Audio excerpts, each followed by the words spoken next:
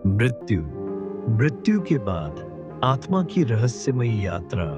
गरुड़ पुराण एक ऐसा शब्द जिसे सुनते ही मन कांप उठता है, जिसके बारे में हम बात करने से डरते हैं, जिसका सामना हर जीव को एक दिन करना ही होता है। लेकिन गरुड़ पुराण कहता है मृत्यु अंत नहीं है। यह तो एक नई यात्रा की शुरुआत है, एक ऐसी यात्रा जो दिखती नहीं लेकिन महसूस होती है। जब शरीर पंच तत्वों में विलीन होता है, मिट्टी, जल, अग्नि, वायु और आकाश में समा जाता है, तब आत्मा मुक्त होती है। वो बंधनों से निकलती है और चल पड़ती है एक रहस्यमय मार्ग पर। यह मार्ग कोई साधारण रास्ता नहीं है। यह एक अदृश्य यात्रा है, जहां आत्मा को उसके कर्मों का लेखा जोखा देना होता है, जहां हर अच्छे और बुरे कर्म का हिसाब रखा गया है, जहां कोई रिश्वत नहीं चलती, केवल सत्य और न्याय होता है। आज हम जानेंगे गरुड़ पुराण के अनुसार मृत्यु के बाद आत्मा के साथ क्या होता है, कैसे यमदूत आते हैं, कैसे चित्रगुप्त कर्मों का लेखा खोलते हैं और कैसे आत्मा को नरक या स्वर्ग की ओर ले जाया जाता है। ये कथा केवल धार्मिक नहीं है, यह जीवन को समझने का एक माध्यम है। तो चलिए आत्मा की इस रहस्यमय यात्रा पर साथ चलते हैं। जब अंतिम सांस ली जाती है तो शरीर शांत हो जाता है, लेकिन आत्मा वो अभी भी जागृत होती है। वो देख रही होती है, अपने प्रियजनों को रोते हुए, अपने शरीर को अग्नि के हवाले करते हुए। गरुड़ पुराण कहता है मृत्यु के बाद आत्मा प्रेत योनि में प्रवेश करती है। यह एक मध्यवर्ती अवस्था है, ना जीवन ना पूर्ण मृत्यु। यहाँ आत्मा भटकती है अपने घर, अपने लोगों, अपने कर्मों के बीच। पहले 3 दिन वो अपने शरीर के आसपास मंडराती है। वो देखती है कि लोग उसके जाने का शोक मना रहे हैं, लेकिन वो कुछ कह नहीं सकते। उसकी आवाज अब इस लोक में नहीं गूंजती। 7 दिन तक वो अपने घर के चारों ओर घूमती है। वो अपने बच्चों को देखती है, अपने जीवन के हर कोने को महसूस करती है। लेकिन हर बार जब वो कुछ कहना चाहती है, एक अदृश्य दीवार उसे रोक देती है। इस अवस्था में आत्मा भूखी प्यासी होती है। उसके लिए जलदान, तर्पण और पिंडदान अत्यंत आवश्यक होते हैं। अगर कोई उसे याद करता है, उसके लिए प्रार्थना करता है, तो आत्मा को शक्ति मिलती है। लेकिन अगर कोई उसे भूल जाए, तो आत्मा कमजोर हो जाती है। वो भटकती है, कभी मंदिरों में, कभी श्मशान में, कभी अपने ही आंगन में। गरुड़ पुराण में लिखा है जो आत्मा बिना तर्पण के रह जाती है, वो शांति नहीं पाती। वो भूत बन जाती है और संसार में दुख फैलाती है। इसलिए मृत्यु के बाद के कर्म केवल परंपरा नहीं है, वो आत्मा की यात्रा के लिए ईंधन है। हर मंत्र, हर जल की बूंद उस आत्मा को आगे बढ़ने की शक्ति देती है। तो अगली बार जब आप किसी के लिए जल अर्पित करें, तो केवल हाथों से नहीं, मन से करें, क्योंकि शायद 7 दिन बीत चुके हैं। आत्मा अब थकी हुई है, भटकते भटकते उसकी ऊर्जा क्षीण हो चुकी है। अब आता है वह क्षण जब यमदूतों का आगमन होता है। गरुड़ पुराण कहता है 11वें दिन यमलोक से 2 शक्तिशाली यमदूत आते हैं। उनका रूप भयावह होता है, काले शरीर, लाल आंखें, हाथों में गदा और रस्सी। उनकी उपस्थिति से वातावरण कांप उठता है। अगर आत्मा पुण्यवान है, तो यमदूत उसे सम्मान पूर्वक बुलाते हैं। वो कहते हैं, हे आत्मा, तुम्हारे कर्म शुभ हैं, चलो, यमराज तुम्हारा स्वागत करेंगे।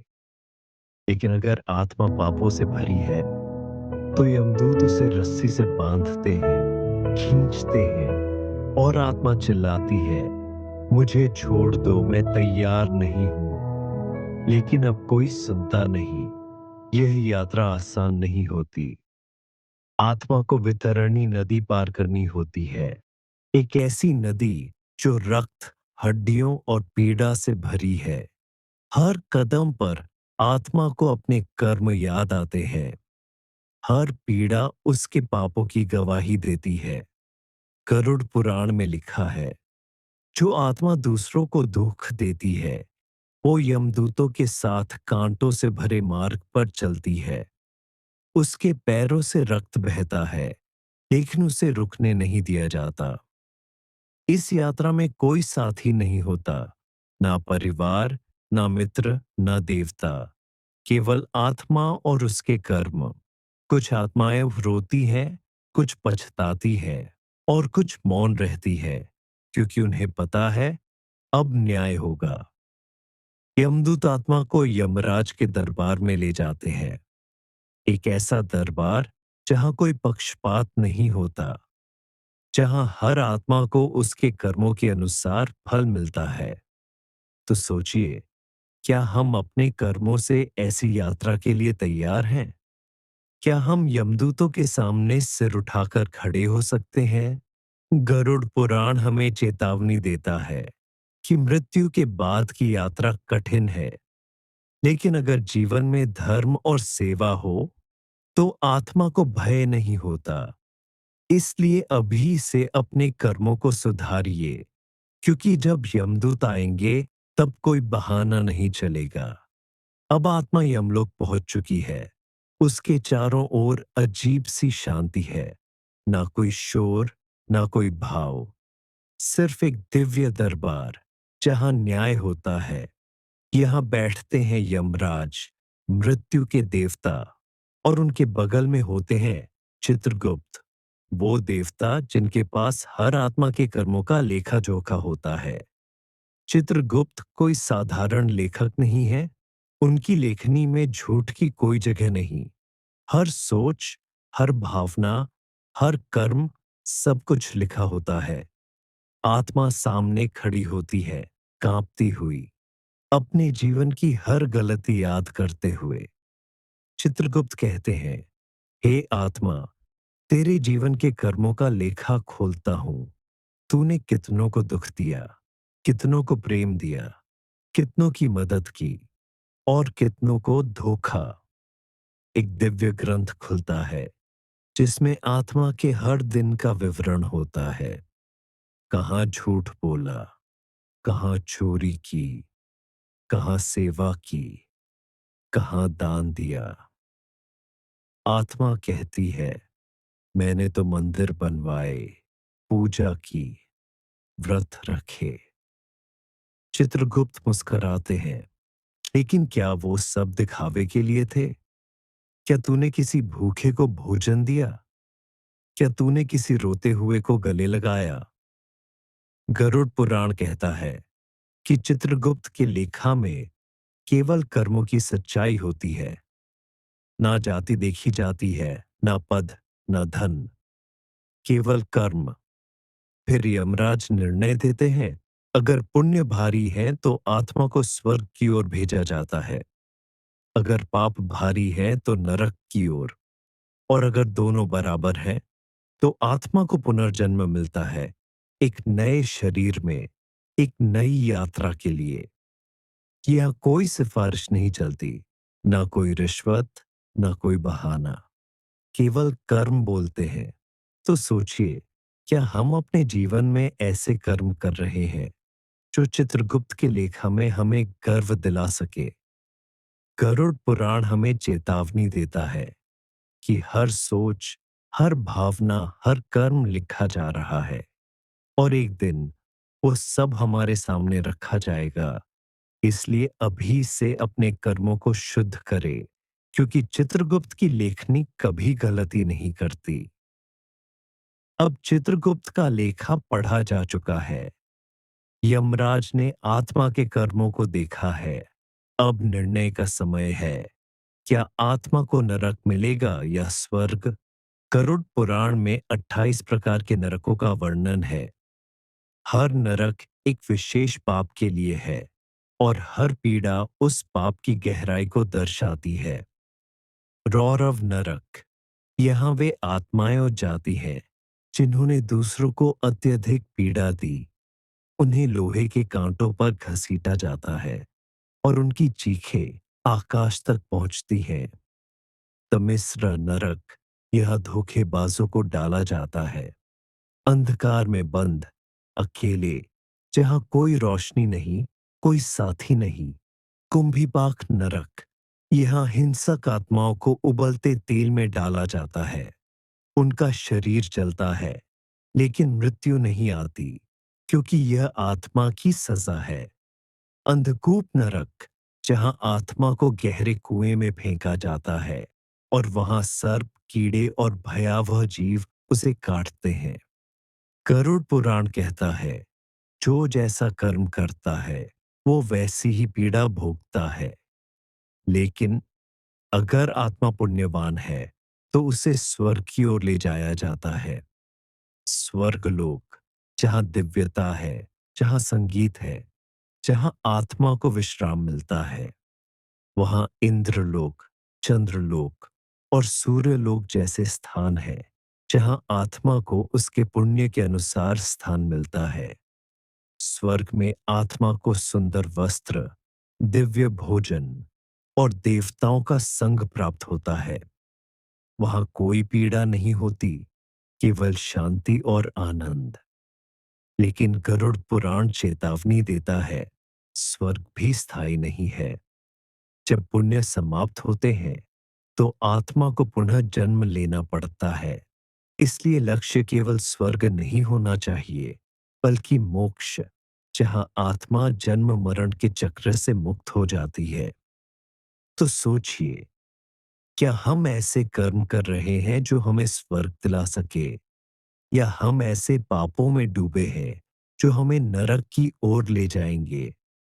गरुड़ पुराण हमें सिखाता है कि जीवन में हर कर्म का फल है और मृत्यु के बाद वही फल हमारी गति तय करता है।